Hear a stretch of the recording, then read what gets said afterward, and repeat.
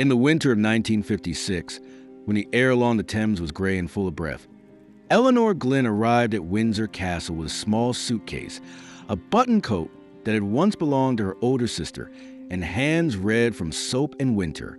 The train had let her off an hour early, though she arrived late. The walk from the station had felt longer than it should have, made slow by the nervous weight in her stomach and the careful way she carried herself, as though any false movement might crack the thin surface of the world she was entering. The castle loomed before her like something built not of stone, but silent and myth, too large to look it straight on. She had never seen it before, not in person, not this close. It rose from the mist like a cathedral set atop memory, carved against time itself. She paused just outside the staff gate, her breath fogging the scarf tied close at her chin, and thought suddenly of her father, who had died when she was 12, and who had once said, while mending a fence, that there were places in England meant to outlive love. She didn't know what he meant then. She still wasn't sure, but the thought followed her through the gates and into the hush of the castle's servant corridors. She signed her name on a paper she wasn't allowed to read, was handed a brass key and a map, and told to report to Mrs. Benton in the East Service Wing, 3rd floor. No smile, no welcome, just a plainness of orders, delivered in a tone that was both practiced and impersonal, like the tick of a clock that had no interest in who was listening.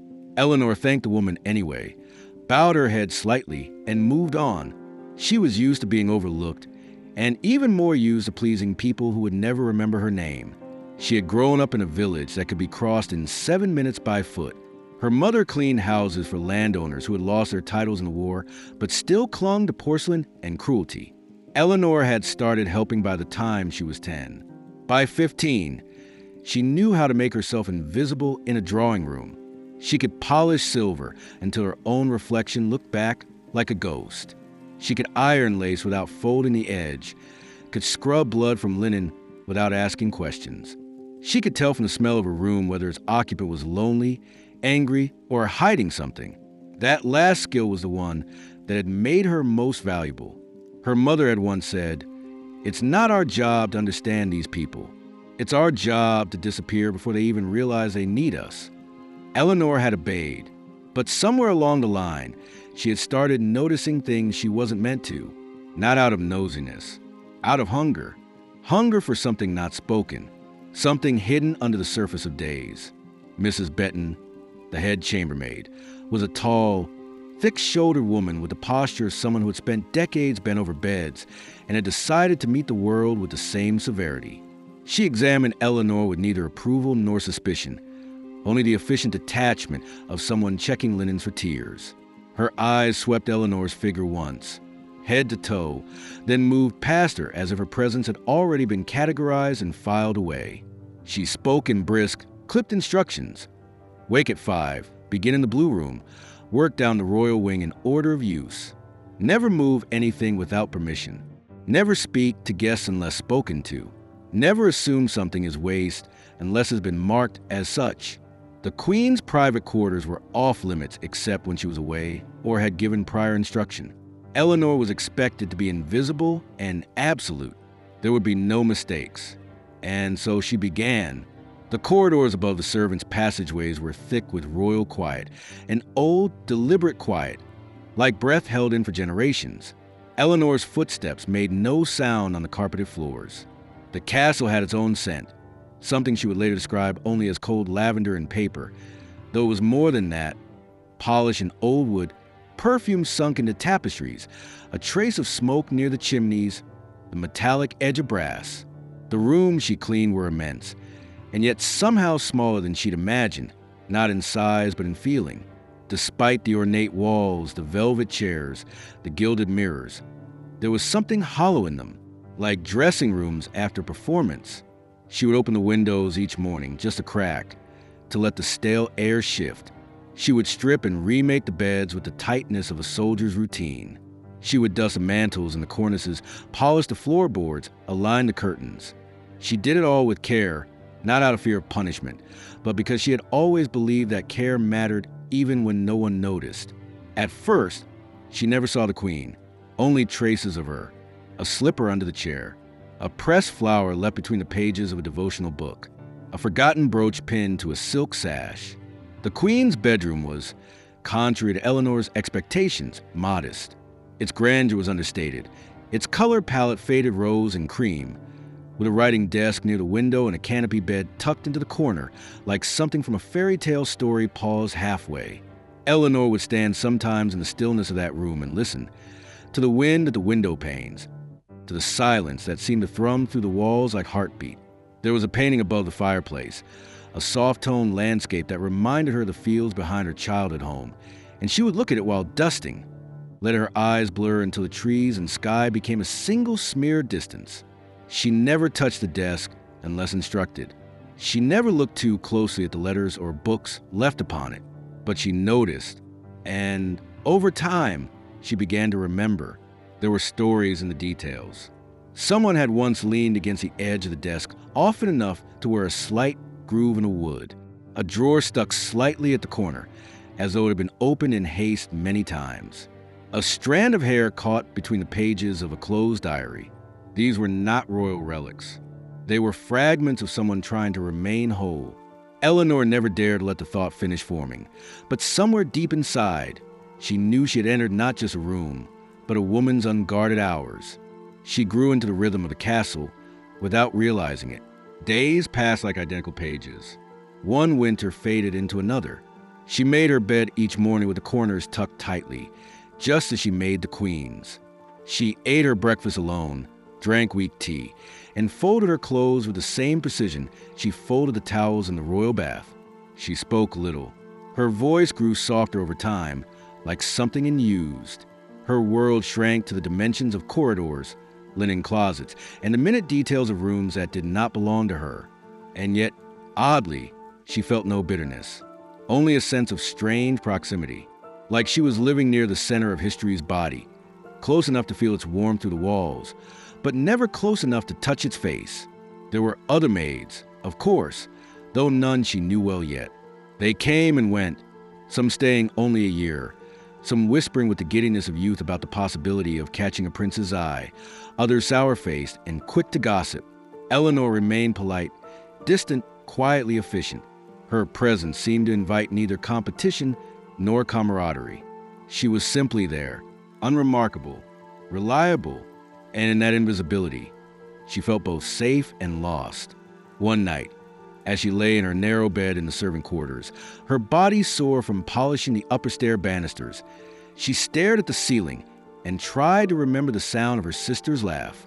It had been years since they'd spoken, and had married a farmer and moved north, out of reach of Eleanor's letters.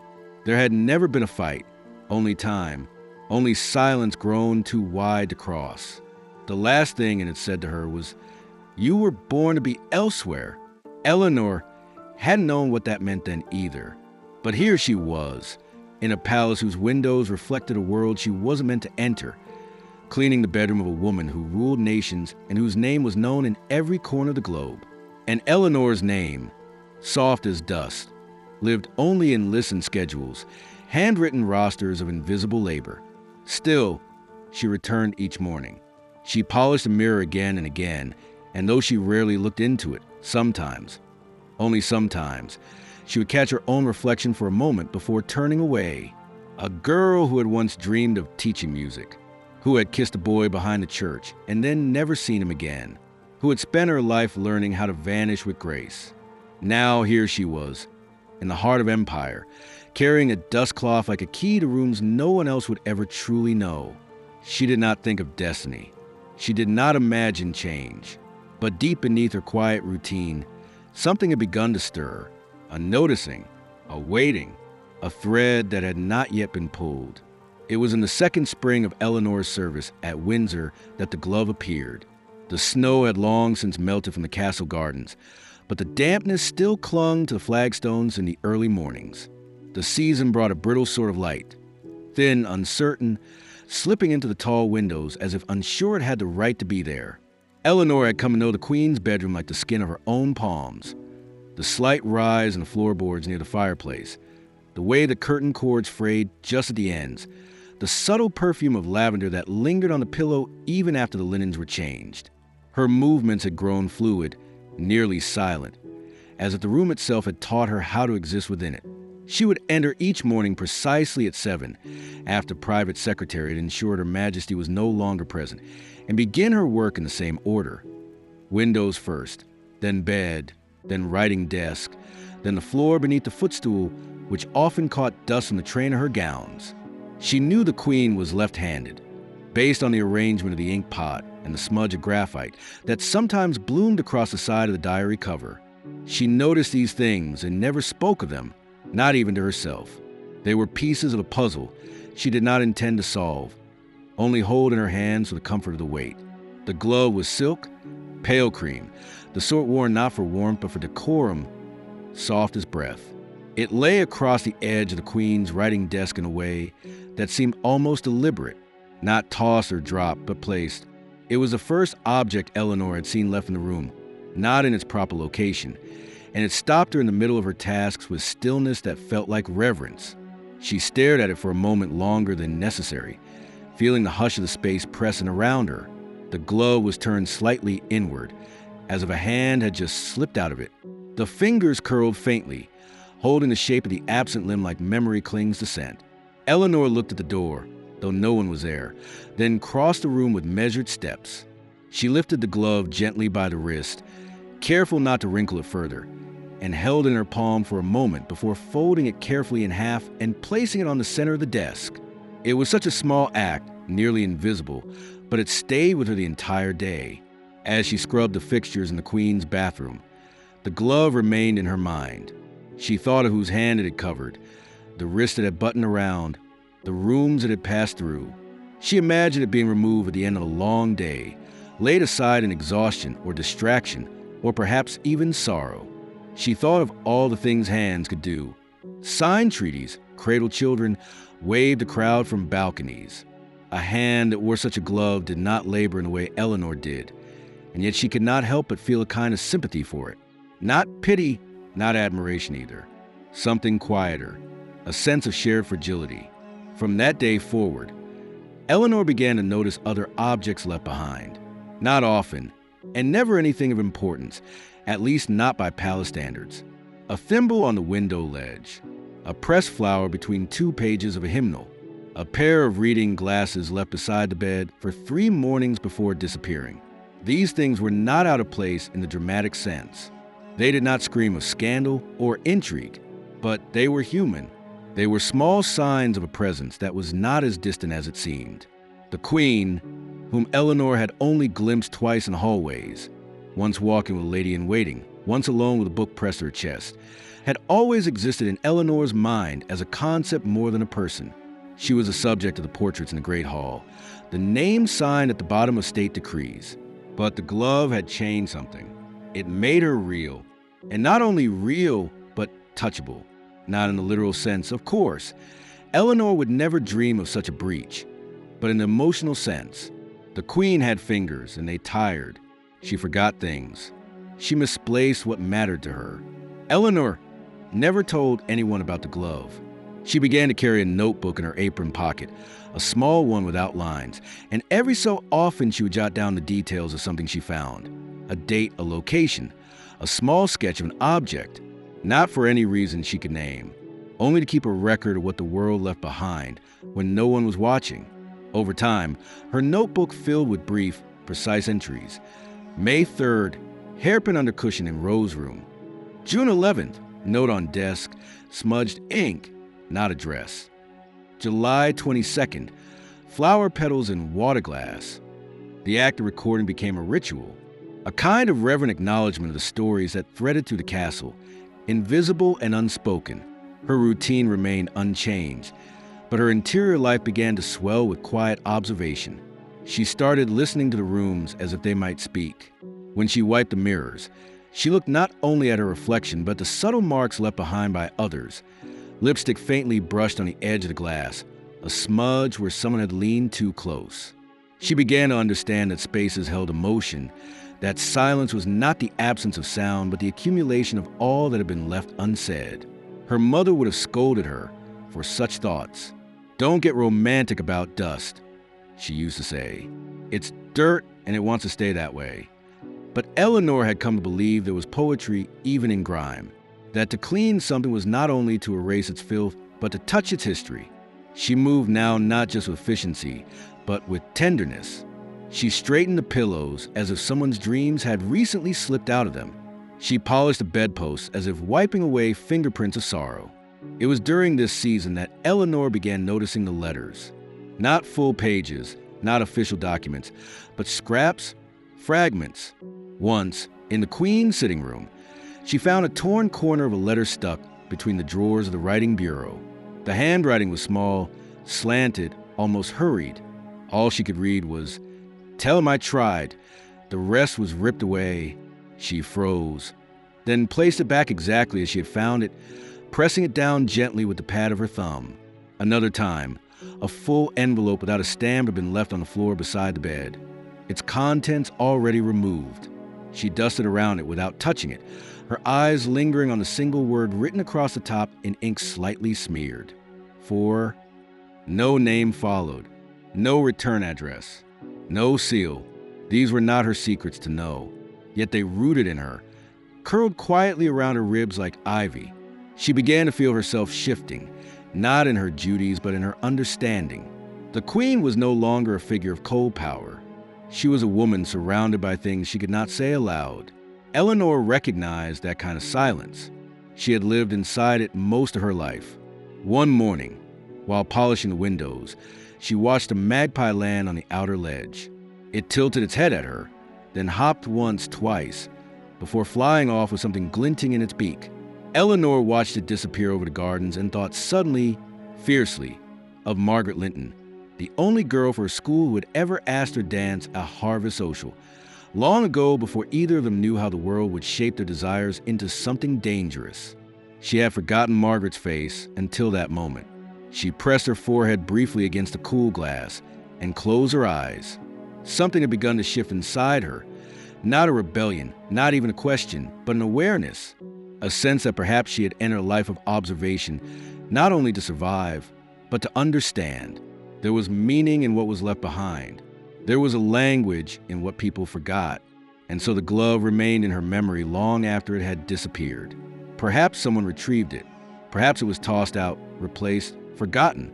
But to Eleanor, it remained the first artifact of what she would come to think of as the quiet archive, a private museum of lost things, not valuable by price, but by presence, evidence of being alive in a place built to make people vanish. It had marked the beginning of her real loyalty, not to the crown or the wages she earned, but to the unnoticed stories that flickered between the cracks of grandeur. That glove, soft and empty, had opened a door in her, and though she had not yet stepped through it, she had already crossed the threshold in her mind. The day Eleanor found the letter, it was raining softly over the castle, a thin, persistent drizzle that blurred the garden edges and filled the stone gutters with the smell of moss and memory. It was late summer in 1962, though the air had the chill of an early autumn, and the clouds hung low enough to press against the tower tops like a second ceiling. Eleanor had grown accustomed to way time folded in on itself within the castle walls. Seasons passed with little distinction, years melted into patterns of ritual and repetition, and the outside world only entered in the form of headlines on discarded newspapers, distant music carried through windows, or conversations overheard in the servants' quarters. The Queen's life, and by extension Eleanor's, existed in a rhythm both sacred and unyielding. But some days, something shifted. And that morning, though Eleanor could not yet name it, was one of them. She had begun in the Queen's private dressing room, as always, dusting the vanity with quiet care, rearranging the perfume bottles just so, noting the subtle change in scent. Last week's floral had given way to something deeper, muskier, as though even fragrances responded to the changing moods of their bearer. A new photograph had been placed on the side table, half hidden behind a lamp, its frame narrow and modest compared to the others. Eleanor had not seen it before. She paused for a breath, just long enough to register the image. A young boy, perhaps 7 or 8, standing beside a dog. The photograph bore no inscription, no date, and was the only one in the room not encased in glass. She did not linger, did not lean in for detail. That was not her place. But the boy's expression stayed with her, a strange mixture of pride and sorrow, as if the smile had been asked of him, but the weight in his eyes had not been erased. It was only hours later, as she prepared to tidy the writing desk, a task she rarely undertook unless the Queen had been away, that Eleanor noticed a drawer, the third one from the top on the left side, slightly open, not in a way that suggested disarray, but rather distraction. It had been left ajar as if its contents had been examined in haste, or perhaps not at all, and then forgotten. Eleanor hesitated. She knew the rules. She knew not to look into drawers unless instructed, not to move personal papers, not to insert herself into the life that unfolded so far above her own. But something about the stillness of the room, the hush of the rain against the windows, the faint echo of her own breath, something in all of it made her reach forward, gently, and pull the drawer open just a little further. Inside was nothing at first glance. A few loose pens, a blotter stained with years of ink, a folded page half tucked into the corner. It was that paper that caught her eye. Unlike the others, it was not crisp but worn, the folds softened by time, the edges slightly frayed. The ink had faded, as if it had been written with urgency and then forgotten in the dark. Her fingers hovered above it. She should have closed the drawer. She should have left the room. But her hand, as if moving on behalf of some older self, some silent and waiting grief, reached down and lifted the paper. The handwriting was unmistakably different from the formal scripts she was used to seeing. It was fluid, almost hurried, a current moving across the page. The first line stopped her heart mid-beat. Asterisk, if you are reading this, then the truth has already broken. Asterisk, she read it once, and then again, and then forced herself to stop. Her eyes dropped from the page as if scorched. She had not meant to read it. She had only intended to tidy, to restore order, to disappear. But the sentence had entered her, like a seed pressed into the soft soil of her memory, and no amount of discipline could now dig it out. She did not read further. She folded the letter slowly, with great care, as though it were something sacred or fragile or both. She placed it back exactly where it had been, ensuring the drawer's edge sat just as she had found it. Her hands trembled slightly as she turned away. The room felt different now. Not smaller, not colder, but altered in some intimate way, as if she had walked into someone's dream by mistake, and now carried its residue on her skin. She finished the rest of her duties with rigid precision, her mind moving in loops around the single line she could not forget. If you are reading this, then the truth is already broken. What truth? Whose truth? What had broken? The questions grew in her chest like water pressing against glass, invisible but unrelenting. That night, she returned to her small room under the eaves and sat beside her window for a long time, watching the fog roll in over the rooftops. She did not eat. She did not speak to anyone in the hall. She simply stared and listened to the soft ticking of the clock on her wall. She thought of the boy in the photograph, of the missing name, of the way the letter had been folded, as if its writer had both feared and needed it to be found. And then, as the moon slid behind a veil of mist, Eleanor did something she had not done in years. She reached for the old hymnal her mother had given her, and without opening it, held it to her chest, not for prayer, but for memory. The next morning, she did not return to the drawer. She entered the room as usual, her movements calm and practiced, her face composed. But everything she touched now held a different weight. The perfume bottles, the brush with a single hair caught in its bristles, the drawer handles, all of it felt marked, not by scandal or betrayal, but by the ordinary ache of human complexity. She could not know for certain what the letter meant, but she felt it had been written in pain, and that pain now lingered in the room like smoke after a fire too small to be noticed by anyone but those who lived near the embers. Over the following weeks, Eleanor's awareness deepened. She began to pay closer attention not only to the Queen's chambers, but to the corridors around them. The staff had their own rhythms, their own gossip and whispers, but beneath that, there was another current, a quiet language of glances, of paused conversations, of documents passed too quickly to read. The royal family, for all its formality, was surrounded by a tapestry of carefully managed truths. Eleanor did not know the full shape of what she had touched, but she knew it was not fiction. The letter was real. The sorrow in the Queen's perfume was real. The boy's photograph, the missing name, the silence that followed. It was all real. She began in secret to keep another notebook, not the one where she logged forgotten objects and idle details, but a second hidden between the mattress and the floorboard. In it, she recorded impressions. Not facts, not accusations, but fragments. Letter in drawer, truth broken. Photograph, unnamed boy. Same ink as note in Rose's room. She did not know if she was assembling something or merely keeping herself sane, but the act of writing steadied her. It reminded her that noticing was a kind of witness, and witnessing, even silently, was a kind of dignity.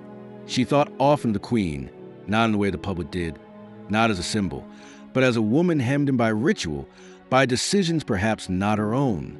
Eleanor thought of what it must mean to carry so many secrets, to be both revered and restrained, to have love shaped by duty and grief shaped by silence. She had not read the whole letter, but she believed, without knowing why, that it had been meant for someone the Queen had once loved, perhaps still did. A child, a sister, a name lost in the archives.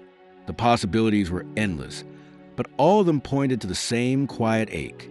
As autumn deepened, Eleanor began attending chapel services again, though she no longer called it faith. She called it listening. She sat in the back pew, hands folded, eyes down, heart open. She did not pray for answers. She did not even pray for peace. She simply sat with the silence and let it keep her company.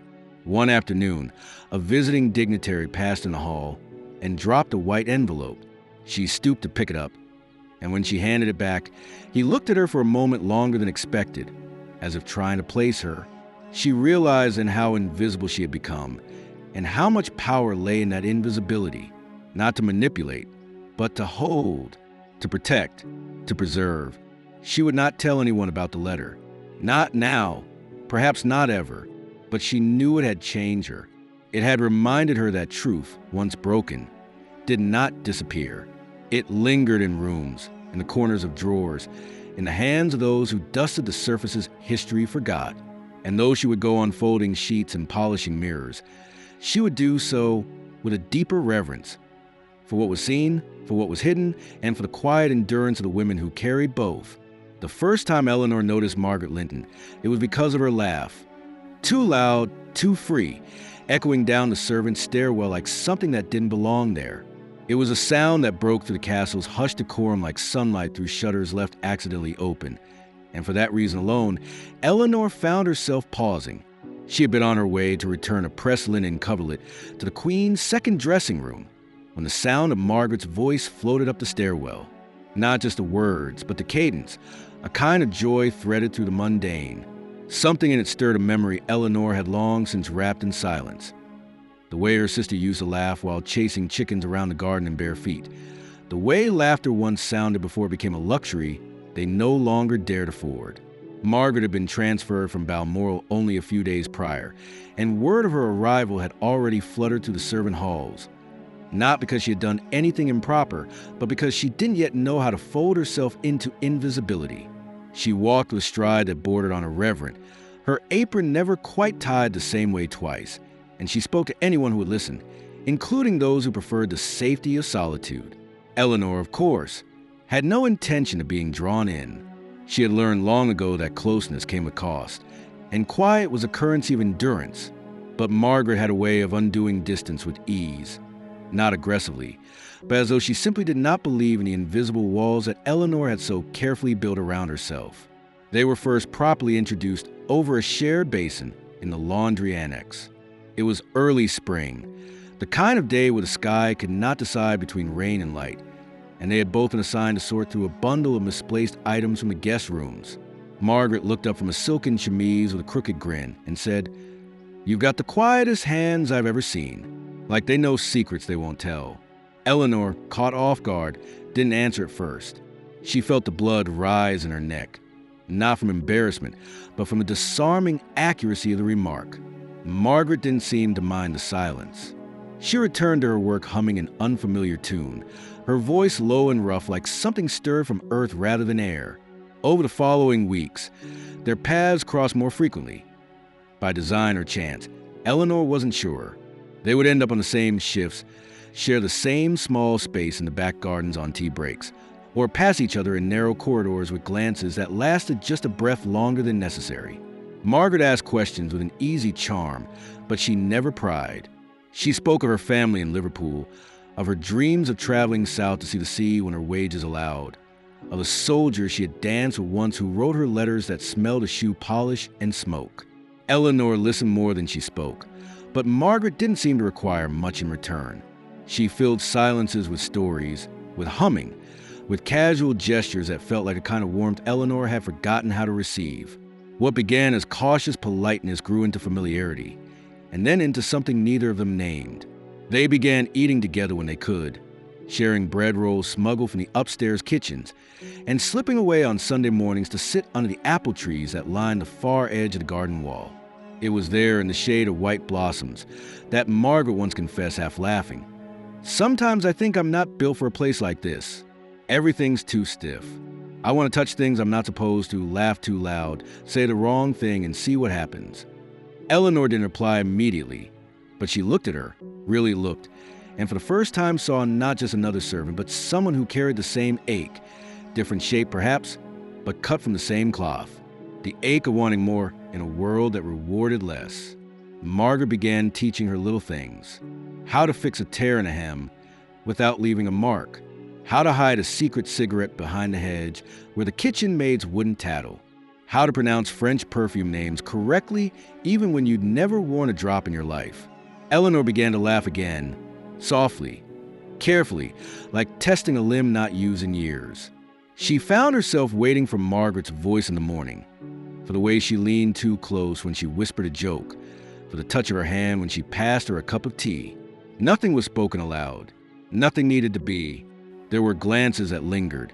Small smiles passed like letters too private to open. Eleanor didn't have words for what she felt, only that something inside her was loosening, like a knot finally beginning to untangle. It was Margaret who first dared to touch her, not in an overt way, but with intention. One afternoon, as they sat on the same tree where they had first shared silence, Margaret reached over and brushed a strand of Eleanor's hair back behind her ear. The gesture was brief, unadorned, but it was electric. Eleanor held her breath, unsure whether to lean in or pull away, terrified by the immediacy of want. Margaret smiled, not asking for anything more, just resting her hand lightly on Eleanor for a moment before pulling back. Neither of them spoke of it after. They didn't have to, but castles are not built for softness, and secrets, no matter how gently held, carry a scent that others eventually catch. The world within the servant ranks was small, and while it carried many silences, it also thrived on undercurrents, half glances, and small betrayals. Whispers began to circle. Nothing direct, nothing punishable, only insinuation wrapped in the guise of jest. Eleanor noticed the way one of the younger footmen stared too long when they entered the laundry room together, the way another maid, barely older than a girl, smirked when Margaret handed Eleanor a spoon at breakfast. These were not accusations. They were warnings. That whatever this was, it did not belong. Margaret, ever bold, seemed undeterred. One evening, as they walked the outer corridor near the Queen's drawing rooms, she turned Eleanor and said, "Do you ever wish we could just go? No notice, no plan. Just leave. Find a little cottage somewhere. Change our names." The fantasy was childish, and yet Eleanor felt the truth in it. A desperate longing curled inside every word. She looked at Margaret and said, "You'd get bored." Margaret shrugged. "Maybe, but I'd still choose you." It was the first and only time anything close to love was named between them. Not long after, Margaret announced she was leaving. A letter had arrived from Canada. Her cousin had found her a position in a small hotel in Halifax, with better pay and no uniforms. There was no warning, only a goodbye spoken quietly behind the laundry sheds. Eleanor stood still as stone as Margaret placed a folded handkerchief into her palm. It had her initials stitched in blue. "So you won't forget I existed," Margaret said, and then, as casually as she could manage, added, "You were the only real thing here." She kissed Eleanor's cheek, quick, firm, final, and walked away before Eleanor could find words. The next morning, Eleanor stood alone in the Queen's bedroom, her hands cold despite the warm cloth. Everything was where it should be. The desk perfectly ordered, the brush aligned with the perfume bottles, the silence louder than usual. She polished the mirror with practiced hands and tried not to look at her reflection. But when she did, just for a second, she saw not the maid she had trained herself to be, but the woman Margaret had seen, the one who had laughed, who had longed, who had dared to hope. It broke something open in her, not visibly, not with sound, but inside, a crack ran down the center of her silence. She carried Margaret's handkerchief for years after, tucked into the inner lining of her apron pocket. She never spoke of what had happened, not to anyone, not even to herself, not in language. But every time she passed a tree where they used to sit, she slowed. Every time she folded a letter, she thought of that moment in the corridor when a life together had almost seemed possible. And every time she opened a drawer, she remembered that some things, once touched, leave fingerprints even on the air. Eleanor resumed her duties as though nothing had changed. But the truth was, everything had. She had loved. Not wildly, not recklessly, but with the kind of devotion that lives in small acts, a look, a pause, a silence shared. And though the castle would never remember Margaret's name, Eleanor did. In every corner of every room she cleaned, she remembered, and that, in its own quiet way, was enough to keep going, enough to believe that what had once been real still mattered, even if no one else could see it. The diary appeared on a Tuesday morning in November, in a season that carried more darkness than light. By that time, Eleanor had been at the castle for nearly a decade. She no longer felt the need to trace her steps in her mind before moving to the Queen's rooms. Her hands worked by memory, a choreography refined by silence. She had polished the same brass handles and folded the same bed sheets so many times that their textures lived beneath her fingernails. The air inside the castle had taken on particular stillness of late autumn, the kind that makes every footstep echo a fraction longer than usual. Outside, the world was moving toward Christmas. Bright shop fronts, children chasing their own laughter through frost. But within these walls, time remained suspended, dignified, cold. The diary had not been left carelessly. It was buried at the bottom of a dressing trunk, one Eleanor had been instructed to empty, so the upholstery beneath could be mended by a visiting craftsman. The trunk itself was older than many of the junior staff, its hinges stiff with age. Its inner lining faded to a color that once might have been royal blue, but now resembled the dusk sky, just before rain. Eleanor had approached the task, as she did all her work, carefully, precisely, without indulgence. She lifted out folded garments wrapped in tissue, packets of lavender tucked into corners, a few pieces of ribbon that had loosened with age. Beneath the final layer, resting against the back panel of the trunk, was a book.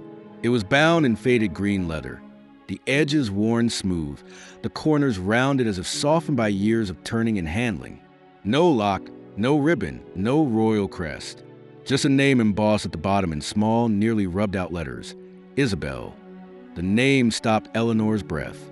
It was unfamiliar, and yet it felt charged with something, history or memory or longing. She stared at it for several seconds before lifting it out. Her hands moved slowly, reverently. She had no orders regarding books, but she knew, instinctively, that this one was not meant to be seen. She did not open it, not right away. She stood for a moment, cradling it in her palms, feeling the weight of the leather, the faint heat it had absorbed from the trunk. The room was empty, the Queen away for a week in retreat, and Eleanor felt alone in a way that was rare and almost holy. There was no sound but the wind moving against the window panes, a long, slow exhale of the earth. The diary could have been anything: a girl's childhood musings, lists of social events, sketches, poetry. But Eleanor knew better. She knew, without opening it, that what lay inside had not been written for pleasure. It had been written for survival. She waited until the evening, long after her shift had ended, long after the others had gone to the dining hall or to their letters home. She sat on the floor of her room, knees drawn up, the small lamp at her bedside casting a golden pool of light over her lap. She placed the diary there and traced the name again, Isabel. It looked as though it had been pressed into the leather with something more deliberate than decoration, as if whoever had commissioned it had wanted to ensure the name could not be erased. When she opened the first page, the ink was faint but legible. The handwriting was neat, methodical, each letter formed with care. The opening line read simply, asterisk, April 14th, 1949. I am writing this so I do not disappear. Asterisk Eleanor did not gasp. She did not cry. She simply sat, breath held in her chest, and continued to read. The entries were not daily. Some were separated by weeks, others by a single page filled with lines scratched out so hard the paper had torn. Isabel was not a name that Eleanor recognized from any royal lineage, and yet the voice in the diary belonged to someone who had lived close to the heart of the monarchy. She spoke of rooms Eleanor knew by shape and scent, of corridors rarely accessed, of flowers left anonymously on a windowsill every Sunday morning. Her words carried no titles, no claims, but their intimacy was unmistakable. She knew the Queen, not in name, but in closeness. She described her in phrases that were neither idolizing nor critical, only human. She called her E, or sometimes simply her, and Eleanor understood almost instinctively that this diary was a record not of duty but of devotion. The middle pages told a story that unfolded slowly, painfully. Isabel had come into the Queen's life not as a friend, not even as a companion, but as something far more complicated. There were entries about letters that had gone unanswered, about meetings held in shadowed gardens, about arguments whispered through closed doors. And then, quite suddenly, a change in tone. The writing grew tighter, more clipped. Isabel began to speak of secrets, of being watched, of being moved from one residence to another without explanation. The final entry Eleanor dared to read was dated July 1950. It said, asterisk, she will not say my name anymore, not even when we are alone. I am a room she has shut the door on, but not locked. I don't know what I am carrying inside me, grief or a child. Maybe both. Asterisk. Eleanor closed the book then, her heart pounding so fiercely she felt sick. She could not read further. She knew that if she did, something inside her would shift permanently, and she wasn't ready for that, not yet. She placed the diary under her bed, wrapped in the cleanest handkerchief she owned, and lay down, fully clothed, staring at the ceiling as the room swam around her. That night, she did not sleep. She watched the moon cross the window and tried to forget the tremor in the ink. The next morning, she returned the diary to the dressing trunk, carefully layering the garments above it until the book was again buried in silence. No one noticed. No one asked. The Queen returned 2 days later, composed and luminous as always, and Eleanor resumed her duties as though nothing had changed. But everything had. Now, when she polished the mirror, she imagined what Isabel had seen in its glass. When she dusted the corners of the writing desk, she wondered if that was where the letters had been hidden. When she looked into the Queen's face, on the rare occasions they crossed paths, she no longer saw a monarch. She saw a woman carrying the aftermath of an unspoken storm.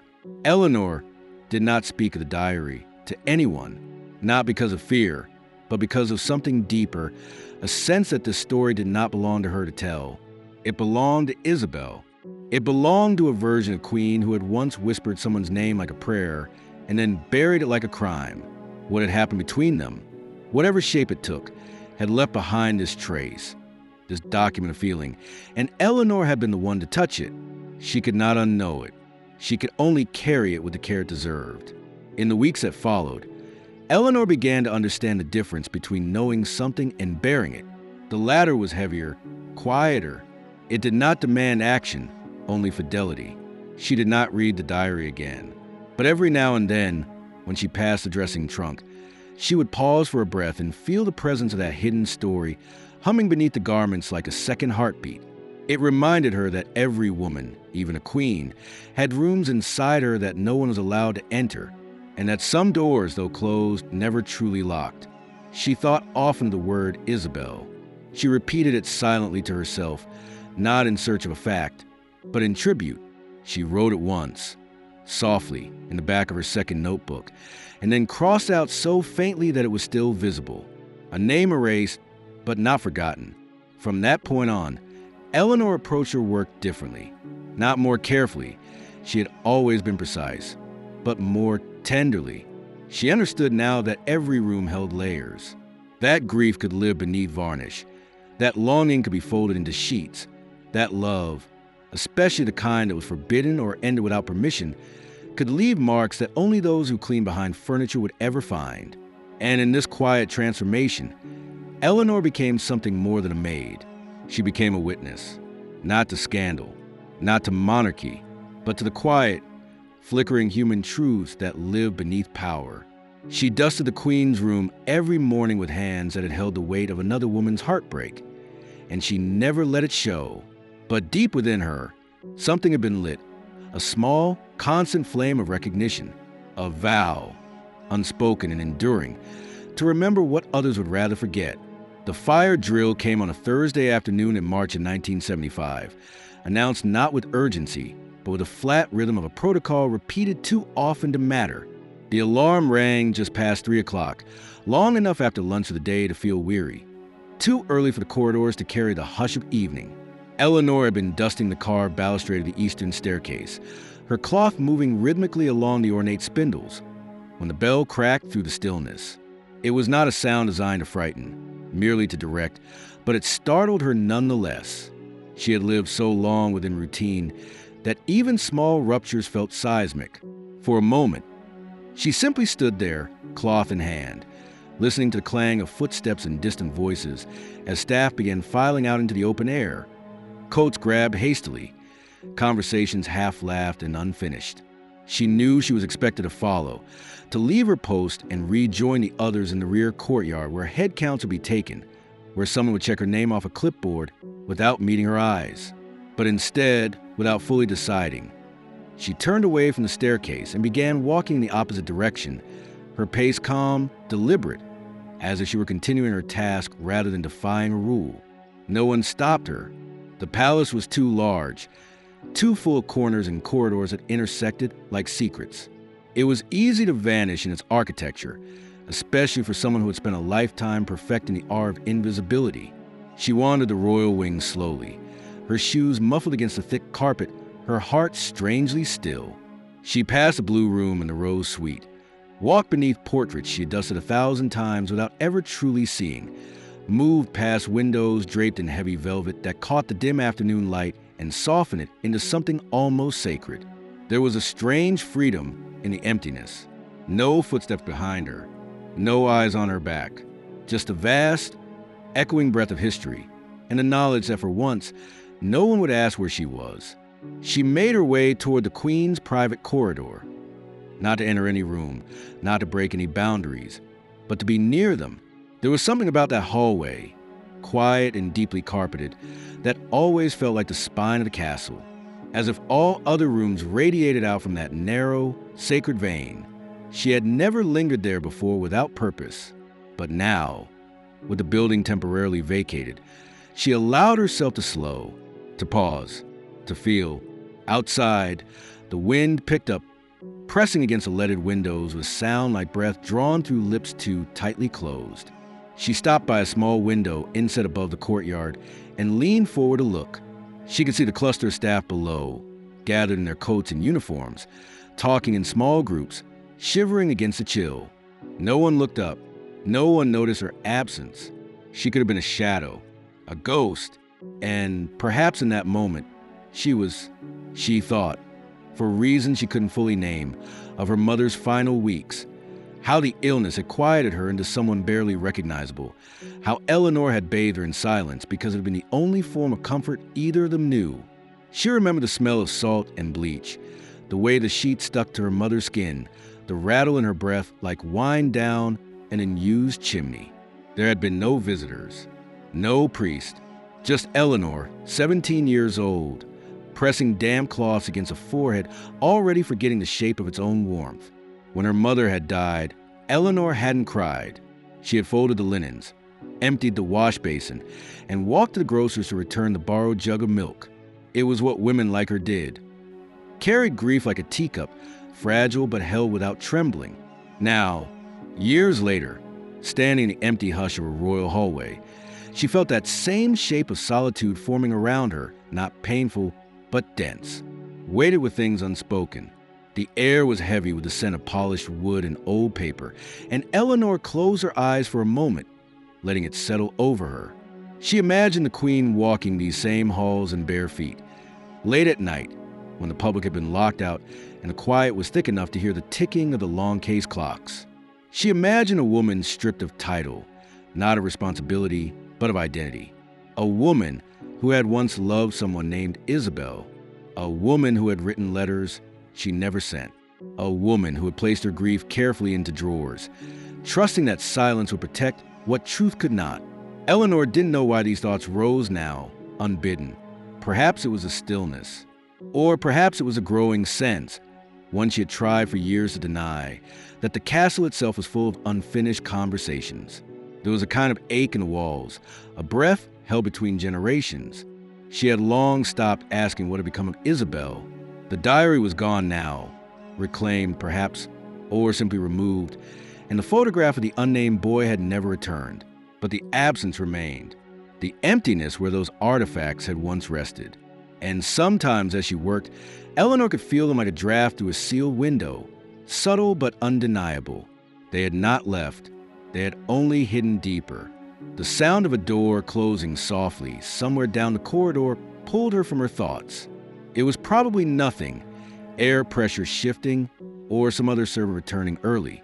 Still, Eleanor stepped back from the window and moved slowly toward the west wing, away from the queen's rooms, back into spaces where her presence would not draw notice. Her legs felt strange beneath her, as if they remembered another life she had once walked away from, a life that had included Margaret and apple blossoms, letters folded without postage, a handkerchief still hidden in the lining of her apron. As she descended the back stairwell, the scent of smoke reached her, faint but distinct. Not fire, not danger, with smoke, likely from the great hearth in the state drawing room. Still, it tugged at something inside her, and she paused on the landing, pressing her palm against the cool stone wall. Fire had always frightened her, not because of its destruction, but because of its intimacy, its need. She thought again of her mother, of the cracked stove that had warmed their cottage, of the nights Eleanor had curled beside it, eyes wide open, listening to the snap of cinders as if they might speak. By the time she reached the courtyard, the drill had ended. Staff were filing back inside, the formality of the head count completed without her. No one stopped her. No one asked where she had been. She moved quietly into flow of bodies, letting it carry her back toward duty. But something had changed, not in her surroundings. They remained as they always were, but in her, a widening, a shift. The silence she had worn like armor now felt more like fabric, something that could be pulled aside if she ever chose to speak. That night in her room, she lit the candle on her desk even though the overhead lamp worked fine. She watched the flame for a long time, remembering a line from Isabel's diary. Asterisk, I don't know what I am carrying inside me, grief or a child. Maybe both. Asterisk had haunted her, not because of its mystery, but because of its clarity. There were things inside Eleanor too, things she had never named, and she wondered now if she ever would. She did not write in her notebook that night. She did not press anything into the space between its pages, but she did fold a piece of blank paper in half, and then again, until it fit neatly inside the small box where she kept her most private belongings. It was not a letter, not yet, but it could become one. The next morning, she rose at 5, dressed in the dark, tied her apron in a knot she had perfected decades ago, and returned to the queen's rooms. The dust had not changed. The light through the curtains remained pale and indifferent. But Eleanor moved with new intention. She touched every object not just to clean it, but to feel it, to acknowledge its presence, to bear witness to what had passed through these walls, and to what still lingered. She did not need a fire to know what had been burned. She could smell it in the fabric, in the silence, in the small spaces people overlooked. And she, who had survived long enough to notice, would carry that knowledge forward, not for power, not for vengeance, but for truth, for the names never spoken, for the rooms never entered again. And in this, she began, perhaps for the first time, to understand what it meant not just to serve, but to remember. The drawer had always been there, part of the queen's writing desk like a quiet limb, rarely used, never truly forgotten. Eleanor had opened it once, years ago, by accident during a polishing round, only to find it empty save for a smooth graphite pencil and a folded envelope with no address. Since then, she had learned to work around it. She treated the desk with reverence, not out of fear, but because she sensed it was a space of contemplation, of personal ritual. She knew the difference between the Queen's state documents and the letters she wrote late in the evening when the castle grew still. The state documents were crisp, measured, executed with the weight of power, but the personal notes bore pressure marks on the paper, faint indentations where emotion had pressed too hard through the nib. Eleanor noticed such things. She was not meant to, but noticing had become her unspoken craft. It was October now, the kind of October that did not announce itself in red leaves or golden trees, but in the breath of cold under doorways, in the way light turned suddenly pale by 4 o'clock. The days were growing shorter in that quiet, mournful way they always did, and the castle felt heavier, as if bracing for a winter it had known too many times before. Eleanor moved through her routines with the same grace she had long cultivated, her body aging but still agile, her hands sure even as her knuckles ached in the mornings. She had grown into the palace, and the palace had absorbed her in return. She had watched younger women arrive and vanish, watched the Queen age in the slow, imperceptible way of the royally photographed, more posture lost and wrinkle gained. And all the while, Eleanor remained unchanged to the world, but inwardly altered by every whisper, every trace, every letter folded and hidden behind silence. That morning, the Queen was away, gone about Morrow for a private retreat. The upper wings had been left in Eleanor's care, and with the corridors unoccupied, she moved more slowly than usual, allowing her fingers to rest a second longer on the edge of a doorframe, permitting herself a moment before the mirror to watch how the light touched her face and did not flinch. She saved the writing room for last. It was always her favorite, though she would never call it that aloud. The room was smaller than most assumed, cozy, filled with shelves that carried not only books but memories, pressed flowers between pages, letters tied with ribbon, trinkets of no political worth but great personal weight. Eleanor dusted the shelves first, working from top to bottom, then turned to the desk. She wiped the surface gently, lifting objects only as much as needed, preserving their exact placement. The Queen's fountain pen lay across a blotter beside a note card scribbled with an appointment. A small porcelain bowl of rose-colored paper clips sat half full. There were no fresh letters, no visible envelopes. Everything looked as it usually did. But as Eleanor reached to dust the right side, she noticed something unfamiliar. The bottom drawer, one of the deeper ones, lacquered and darker within the rest, was open a sliver. She paused, not in fear, but in that familiar hush that always came before a threshold. The drawer was never left open.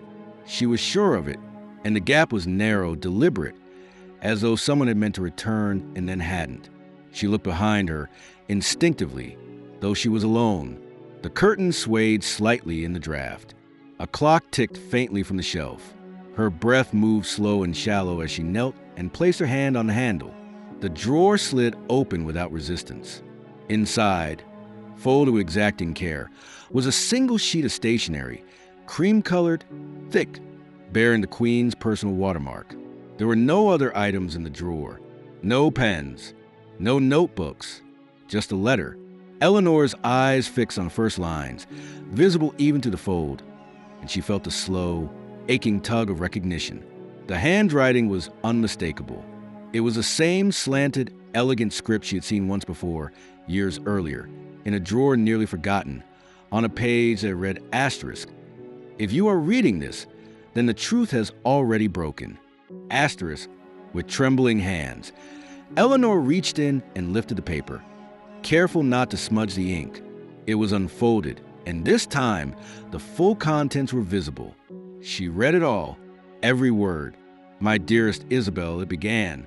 Asterisk, you asked once if I would ever have the courage to tell the truth. I am writing now because I cannot bear to carry the weight alone any longer, even if I never send this. What we had was real. It was flawed and hidden and fraught with fear, but it was real. You gave me a kind of love that did not ask me to be anything more than a woman, not a monarch, not a symbol, just flesh and breath and longing. I cannot erase what I chose. I chose silence. I chose duty. And in doing so, I lost you, asterisk. The next lines bore more confession than explanation. It spoke of a child born in secrecy, named only once in the entire page, James. It detailed no particulars, no location, no dates, only emotion. The Queen wrote of a decision made under pressure, of advisors who insisted that the monarchy could not weather another fracture, of a love buried beneath the cold weight of expectation. There were no justifications, only apology, only the desperate plea of someone who had remembered too much and too long. Asterisk if you ever find this. If you ever do, I hope you know you were not unwanted, only hidden, only protected, though I no longer know if that word means what I thought it did. Asterisk. At the bottom, the signature was not formal, not Her Majesty, not Elizabeth R. Just forgive me in the same hand, small, fragile, fading as it trailed to the bottom corner. Eleanor folded the letter again, but this time her fingers shook. Not from fear, not from the weight of what she had discovered, though it was immense, but from the intimacy of it. The letter was not for the world. It was not even for the Queen herself. It was a confession left behind, a wound opened and then closed without a bandage. Eleanor understood now that she had not stumbled upon this by chance. The drawer had not been left ajar by accident. This was not a careless moment. It was an invitation. She could have taken it. She could have copied it. She could have brought it to someone, anyone, and rewritten her life in the currency of scandal. But she didn't. Instead, she sat for a long while in the Queen's chair, the letter resting in her lap, her eyes fixed on the bookshelf across the room without seeing any of its titles. Her thoughts drifted, not to the Queen or even to Isabel, but to James, to a boy who may have grown into a man, unaware of the royal blood moving quietly through his veins, unaware that his name had been written once, gently, with ink heavy with remorse. When the light through the window shifted and cast long shadows across the floor, Eleanor rose. She refolded the letter with meticulous care, placed it back in the drawer exactly as she had found it, and pushed it shut with a quiet click that felt more like a blessing than a conclusion. That night, she wrote her own letter. Not to the Queen, not to anyone she could name, just to the child. She used plain paper, her own pen, and no return address. She wrote simply, asterisk, you were loved, even in silence, even when it cost everything. You were loved, and you are remembered, asterisk. She did not sign her name. She did not need to. She slipped the letter into her apron pocket, carried it home, and placed in the same wooden box where Margaret's handkerchief still rested, soft with age, folded like the memory of laughter. She would leave it behind. One day, someone would find it, or not. It did not matter. What mattered was that the truth had been seen, held, and honored. And when she returned to work the next morning, no one mentioned the drawer. The room looked unchanged. But Eleanor felt different, not emboldened, not broken, simply present. For the first time in years, she looked into the Queen's mirror and did not turn away. The face she saw was her own, aged and lined, and yet still hers, still alive, still carrying the story that no one else had dared to witness. She adjusted the brush on the desk, smoothed the runner beneath the ink pot, and whispered the name once under her breath. Not Isabel, not Elizabeth, James. Then she opened the window just a crack and let the wind carry it away. Eleanor waited 2 full days before stepping into the archives. Even then, it was only after a restless night where dreams tangled around her like vines, pulling her down corridors she could not name, searching for doors that refused to open. The Queen's letter had rooted itself inside her, not as a question but as a presence.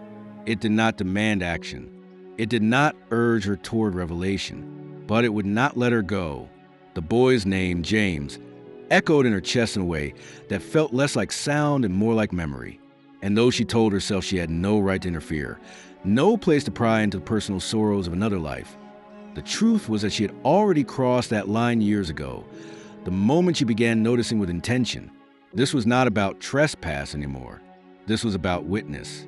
The archives were housed in the older wing of the castle, a quieter place that smelled of damp stone and brown paper. It was not open to the public, not in any conventional way. But she had learned over the years that with the right tone and the right posture of meek determination, most doors would open for a woman who looked like she knew her task and had no interest in being remembered for it. She asked to see personnel files.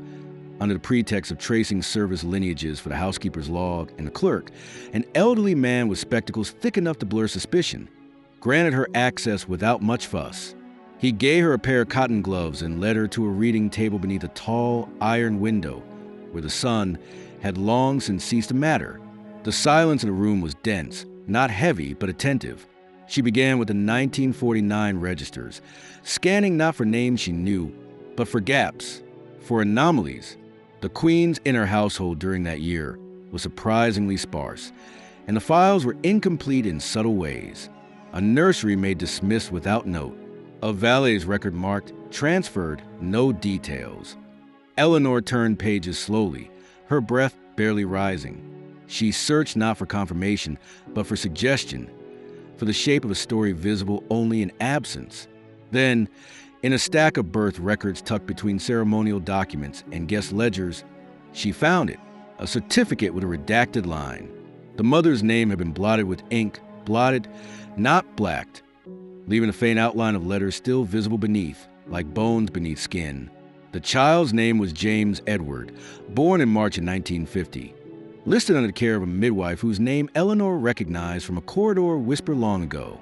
The father's line was left blank. No surname, no explanation, but the address listed for the attending physician was a private clinic used almost exclusively by discreet members of the aristocracy. The child's record ended there. No death certificate, no adoption file, no school register, only a note in the margin. Custodial oversight transferred by private arrangement. Eleanor sat back in the chair, gloves limp in her lap, and stared at the page. She knew what she had found was not proof, not in any legal sense, but she also knew what she felt in her bones. This was the boy, James, the child born in the breach between love and monarchy, hidden not for his safety, but for the preservation of a world that did not know how to hold contradiction. She imagined him now, grown, a man who might have lived his life without ever knowing the names of the women who had carried him, in body and in memory. She wondered where he had gone, whether he lived nearby or oceans away, whether he looked like the Queen when he furrowed his brow, or if he had Isabel's eyes, if Isabel had ever existed in a form beyond the diary's trembling voice. The deeper she searched, the more threads she uncovered. Not loud ones, no scandalous evidence, no headlines buried in drawers, but soft ones, whispers recorded in the movement of people. A midwife dismissed 3 months after the date on the birth certificate. Her record marked no further service. A gardener who had worked for the palace for only 1 year, then disappeared without a pension. A set of household expenses charged to an estate no longer on the map. The traces were too quiet for anyone looking with certainty. But Eleanor was not looking with certainty. She was looking with grief. She did not cry. She did not even feel sadness in the traditional sense. What she felt was something older, something heavier, a mourning for all the unlived versions of lives that had been crumpled by the weight of what the world had expected from women. Isabel, the Queen, the midwife, even herself. None of them had been allowed to want loudly. None of them had been allowed to fail in love without losing something essential. And now here it was, written in the archives not in ink, but in erasure. She signed the ledger when she left the archives, returned the gloves folded and clean, and thanked the clerk with smiles so practiced it barely touched her face. Outside, the wind had picked up, and the sky was thick with the smell of rain, not yet fallen. She walked the long corridor back toward her quarters slowly, her hands cold inside her coat. Every door she passed felt different. Each handled a question she would never ask. The castle was unchanged, but she no longer moved through it as a servant. She moved now as a keeper of truths that had no home. That evening, Eleanor sat at her writing table and opened the wooden box where she kept her private collection. The letter she had written to James remained there, folded twice, its edges already softening. She added a new page beside it. This one not addressed to him, but to the version of herself that had once believed silence was the safest place to live. She wrote, "Asterisk, you were right to stay quiet, but you are not wrong to remember. It matters, even if no one asks. even if no one ever knows. Asterisk. The next morning, she returned to her duties. She scrubbed the floor of the Queen's private study with hands that did not shake. She dusted the portraits, pausing a moment longer at the one where the Queen looked barely 20, eyes forward, mouth still uncertain of its place between resolve and sorrow. She thought of the boy again, and of all the rooms he would never walk through, all the photographs he would never be in, all the names he would never know belonged to him. She wondered if he had children, if they carried something in their faces that no one could place. She wondered if he had ever looked in the mirror and felt the shape of someone else staring back. That afternoon, a footman brought up a stack of correspondence misdelivered to the wrong wing, and among them was a padded envelope addressed to a location in Kent. Eleanor glanced at it only briefly before handing it off. But later, alone in her room, she thought again of the address from the archives, the private clinic, and the physician listed beside the birth record. Kent. The map began to form itself in her mind. Not a place to travel, but a constellation of loss. She did not plan to find James. That was not her place. But she believed, deeply, quietly, that someone would. Not a journalist, not a genealogist. Someone with a name folded into an envelope they didn't understand. Someone who would look at the Queen's portrait one day and feel a flicker, a quiet certainty that blood runs deeper than stories, that the body remembers even when the mind is denied the script. Eleanor had once believed she would end her life unseen, that she would fade out gently, like steam from a kettle, her memory stored only in the gloss of well-kept wood and the corners of bedsheets. But now, she understood that legacy was not always built by what one did, but by what one chose to carry. She had carried names, secrets, sorrow, and she had done so not to exploit, but to preserve, to hold space for truths the world had no room for. And so she did not speak, not aloud, but every act she performed from that point forward was a kind of telling. Each cloth laid across a windowsill, each item replaced with care, each page turned without reading. These were her words, her story, her offering to the silence, because she knew now that the truth had never been buried. It had been archived, folded, pressed into rooms, and all it needed was someone willing to feel its shape in the dust. The day Eleanor chose to leave the letter beneath the Queen's pillow was not marked by any particular event or rupture. It was a day like any other, a muted Tuesday in late spring, with the scent of lilacs wafting faintly from the gardens and the stone corridors warmed just enough by the season's mercy to soften their usual chill.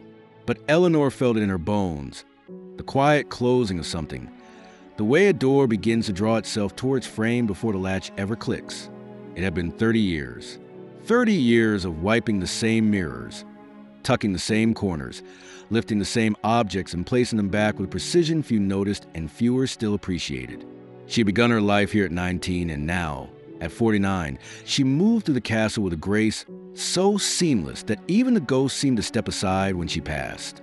But something inside her had shifted, gently, almost imperceptibly, but enough that she could no longer pretend she belonged to the rhythm of this place.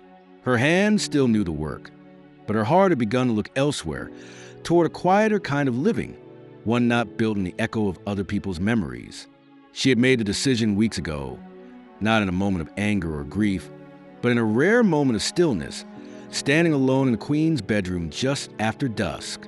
The light had been falling in long, golden bands through the window panes, dust dancing in its beam like fine ash, and she had watched it with stillness that felt sacred. In that moment, she had understood what she had given to this place. Not just time, but something deeper, a tenderness that had no name, a loyalty without recognition. She had been a witness, not just to the monarchy, but to the parts of it that no history book would ever record. The trembling of hands after an argument, the perfume that changed after a death in the family, the tear left unblotted on a pillowcase, dried and folded into the linen like confession. She had never spoken of these things. She had only carried them, quietly, the way women like her carried everything, without ceremony. The letter she had written to the child, James, had remained in her private box for years. It was not a long letter, nor was it filled with any information he would not already know if he had ever come searching. It offered no names, no confirmations.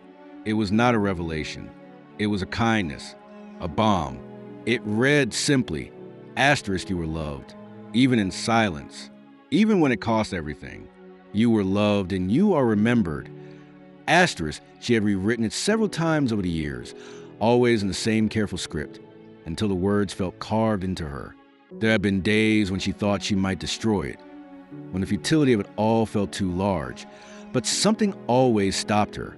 Not hope, not even duty, but the quiet belief that bearing witness, even anonymously, even once, could be enough. Her retirement had been approved with formality and a brief, tepid acknowledgement from the royal stewards. She would not be given a ceremony, nor had she wanted one. A note had arrived from the Queen's secretary, a kind sentence thanking her for years of discreet and faithful service. Signed in the usual manner, distant but polite. Eleanor had smiled faintly when she read it, the smile of someone who expected nothing and was not surprised to receive just that. She did not resent the Queen. If anything, she felt a deeper sympathy for her now than ever before. She understood too well the cost of the roles they had both been forced to play. Eleanor's was quiet, domestic, unseen. The Queen's was gilded, scrutinized, unrelenting. But both had required sacrifice. Both had required the bearing of something soft. On her final morning, she rose before dawn as she always had. The sun had not yet breached the horizon, but the sky was beginning to shift from blue-black to charcoal. She washed her face in the basin, tied her apron one last time, and smoothed her skirt with hands that moved slower now, not from doubt, but from reverence. The halls were quiet.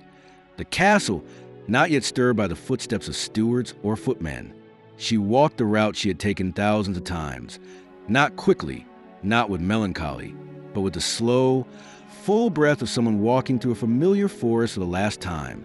She passed the blue room, the drawing room with the chair no one ever used, the cabinet in the second hall that always stuck in the winter.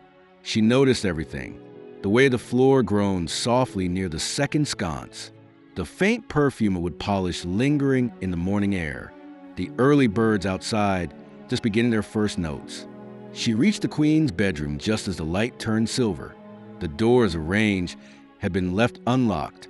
The Queen had already departed for a foreign engagement, and the room had been empty for 2 days. Eleanor entered, closed the door behind her, and stood still for a long moment. The silence inside was thicker than usual, dense with memory. She moved carefully, placing her cleaning tools down not with detachment, but with ritual. She tidied the room slowly, not for necessity but for farewell, smoothing each pillow with a softness that went beyond habit. When she reached the bed, she turned down the coverlet as she had done every morning for decades. And then, with deliberate quiet, she reached into the pocket of her apron, withdrew the letter, and placed it beneath the Queen's pillow. There was no ceremony, no final look over the shoulder, no whispered goodbye, just a weight of paper settling into cotton, the final act of life spent in quiet testimony. When she left the room, she paused just outside the door, her hand resting lightly on the frame. She thought, for a moment, that she might hear something, an echo, a voice, a name whispered through time, but there was only silence, not empty, but full of all the things that had ever been said in that room, without words, full of glances and absences and letters folded and never sent. She walked the rest of the way down the corridor and did not look back. Her bags had already been packed and sent ahead to the small cottage she had arranged to rent outside the city, a modest place with ivy on the gate and a garden overgrown with herbs. She had visited it only once. But the moment she stepped through the gate, she had felt something loosen inside her, something she hadn't realized had been clenched for years. There were no mirrors in the main room, only soft windows and wooden furniture that smelled faintly of old books. It would be enough. It did not need to be anything more. In the days that followed, she found herself waking early still, out of habit, and sitting beside the window with her tea, watching the fog roll over the fields. There was a peace to it, a rhythm without obligation. She had no schedules now, no rooms to clean but her own. She found herself humming again, quietly, songs she had long forgotten.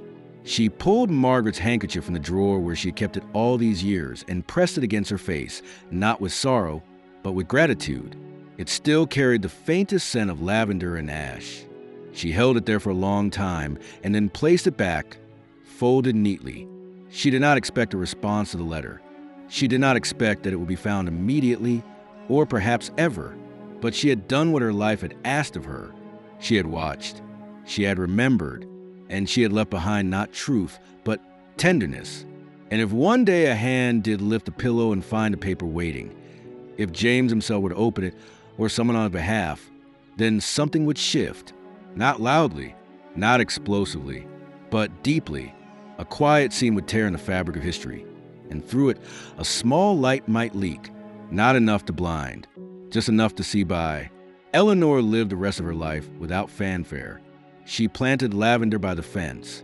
She kept a notebook beside her bed, not for secrets now, but for lines of poetry, for thoughts about the weather, for the names of birds she learned slowly. She visited the village chapel not to pray, but to sit in stillness. Sometimes she would light a candle and whisper nothing, and sometimes nothing was enough. She never married. She never spoke of the castle, but she remembered it always. The sound of the corridors in the morning, the feel of the queen's writing paper beneath her fingers, the way one name could hum inside you for years and never fade. She carried it all like a thread stitched beneath the skin, not visible, but unbreakable. And when she died many years later, in her bed with a book half open beside her and the scent of lavender in the air, there were no headlines, no mention in the Gazette, just a quiet note from the local vicar. Eleanor Glynn, housekeeper, beloved by few but known to all, has gone home. And in the royal wing of a castle far away, perhaps someone turned back a pillow and felt something underneath, something light, something folded, something that said, "You were loved." The cottage sat at the end of a narrow, unpaved lane bordered by hedgerows that grew wild in summer and rattled dry in the wind come winter. It was a small, time-worn place, with shutters that creaked in the breeze and ivy that climbed the stone walls with quiet determination, the kind of dwelling that did not draw attention but kept the world at a gentle distance. Eleanor had lived there for nearly 2 decades by the time the letter arrived. Not the one she had written, not the one she had once found folded beneath the Queen's sorrow, but another, a different letter, a beginning that entered her life as softly as it had once exited the pages of another's. It came in the hand of a young man who appeared one afternoon just before dusk, the sky above him washed in the soft gold of late September, his silhouette framed by the arch of the gate she had not repaired since spring. She had not been expecting anyone. She rarely did. Her world had grown quiet in a way that was not lonely, but still. Her days were spent tending the garden, reading at her wooden table, walking the meadow behind the house with a shawl drawn tight around her shoulders even in summer. She kept herself company with small rituals, lighting the same beeswax candle each evening, slicing fruit carefully for breakfast, speaking aloud only when the silence felt too thick to breathe. She did not think of the castle often, or so she told herself. But when she did, it was not with bitterness. It was with a kind of reverence for something that had shaped her, broken her open, and allowed her to love without ever asking for love in return. When she heard the knock, light, uncertain, almost an echo, she rose slowly from her chair and crossed the room with the steady step of someone who had spent a lifetime learning to open doors without fear. She expected a postman, or perhaps a neighbor returning a borrowed kettle. But when she pulled the door back, she found him, a young man, perhaps 30, dressed in a brown coat that looked as though it had been worn through seasons, his hands tucked into his pockets, not from cold but habit. He had a quiet way of standing, as if not wanting to impose on the air around him. And when he looked up at her, she saw something behind his eyes that was not quite nervousness, not quite need. It was something closer to recognition. He said her name, Eleanor *, not as a question, but as if he already knew the answer. She nodded. Her voice had grown soft over the years, a thing she used sparingly, but she asked who he was with the same steadiness she had once used to address the Queen's secretary. He introduced himself only by his first name, Thomas, and said that he had found her name inside a letter. He held nothing in his hands, no envelope, no proof. Only himself and the truth he seemed to carry with the weight of someone who had walked far to understand it. She did not ask which letter. She did not need to. She stepped aside and gestured toward the table. and he entered with the politeness of someone who had been raised by absence, who had been taught not to demand what the world might not give. They sat across from one another, the candle already lit between them, casting their faces in a warm, flickering amber. She poured him tea without asking how he took it, and he drank it without altering the flavor. There was something reverent in the quiet between them, not hesitant, but deliberate, like two people turning pages at the same time. He began slowly with the story of how he had found the letter, folded inside a collection of books that had belonged to a woman named Marie, his adoptive grandmother, who had passed away 2 years earlier. She had never spoken of Eleanor, never spoken of the palace, never spoken of a child, but the letter had been tucked between pages of Middlemarch, one of the only books Thomas had taken from her shelf before the house was sold. He had not read it immediately. He had kept it inside the book for months, unsure whether it had been meant for him or merely preserved by chance. But when he finally unfolded the paper, the words had echoed in a way that nothing else in his life ever had.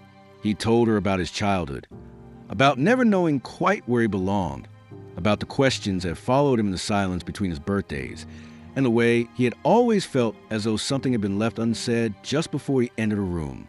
He did not speak with anger. He did not accuse. He spoke like someone who had accepted the shape of his story without demanding to know every contour. And Eleanor listened with the kind of stillness she had once reserved for sacred spaces. She offered no explanation, no confirmation. She did not tell him what she had seen or what she had read. She only nodded at the right moments and allowed the story to unfold in its own time. When he finished, he reached into his coat and pulled out the letter, the same one she had written.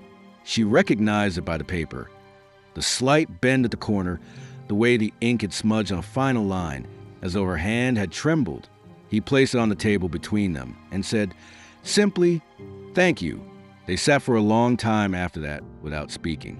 Outside, the sun dipped lower, casting the room in a hush that felt familiar to her.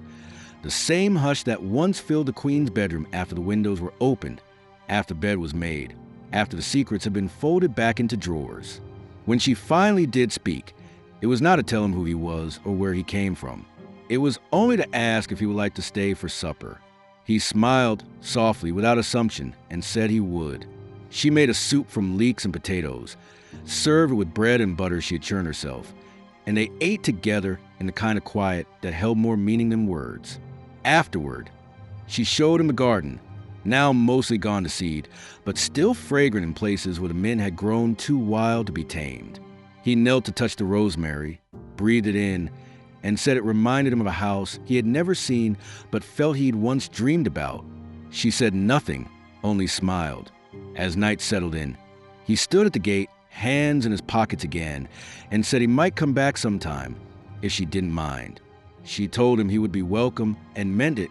She watched him walk down the lane, his figure growing smaller beneath the trees, until he disappeared into the twilight.